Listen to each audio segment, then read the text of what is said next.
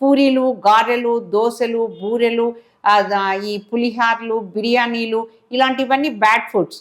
ఇవి తింటే మీకు వెయిట్ గెయిన్ అవుతారు కానీ మీకొచ్చేది ఏం న్యూట్రియంట్స్ బాడీకుండదు. సో, తినాలి అనిపించినప్పుడు కొంచెం క్వాంటిటీ తినొచ్చు గానీ, అదే విధంగా తినటం అనేది వారానికి 3 టైమ్స్ పూరి తినటం, 3 టైమ్స్ దోస తినటం, పెద్ద పెద్ద పులిహార్లు, ఈ బిర్యానీలు తినటం, ఇలాంటివన్నీ బ్యాడ్ హ్యాబిట్స్, బ్యాడ్ ఫుడ్స్. దీంతో మనం వెయిట్ గెయిన్ అవుతాం కానీ న్యూట్రియంట్స్ ఏమీ రావన్నమాట.